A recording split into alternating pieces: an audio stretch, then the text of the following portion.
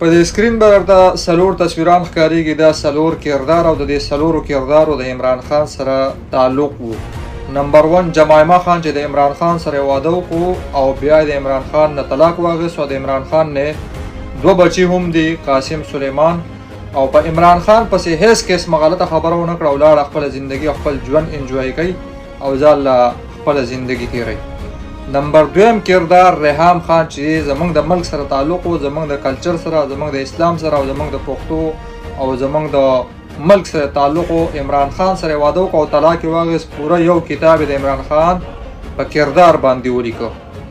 نمبر 3 علي امین ګنډاپور چې عمران خان وزیر اعلی جوړ کړ او د کرسۍ نه کوز کړو، د په عمران خان پسې غول غوشان شروع کړو. دا هغه کردار دی، د مثال د هغه طلاق یافته ښځې ده چې طلاق شي او د طلاق نه وروسته بیا په خاوند پسې غول غوشان خوري او دغه په کردار باندې خبرې کوي. 4 نمبر کردار شیر افضل مروت چې دا عمران خان ورله دومره عزت ورکړه، د عمران خان په خېټه کې چړکۍ ومنډله، اوس په عمران خان پسې غول غوشان خوري او د عمران خان په کردار باندې او د هغه د خویندو په کردار باندې خبرې کوي. د شیر افضل مروت مثال هم د هغه طلاق یافته ښځې دی چې طلاق شي او د طلاق نه وروسته ووایي چې دا خاوند مې په دې وجه پرېښی او په دې وجه مې پرېښی او د کې دا غلطي او دا خرابي وه.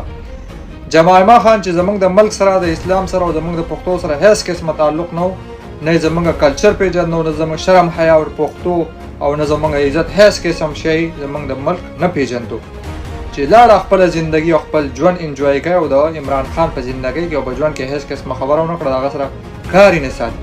دا زمونږ پاکستانیان دا کم ظرفه او کم ذات او کم نسله خلک دی، ډایرکټ د انسان په کردار باندې او د انسان په عزت باندې وار کوي.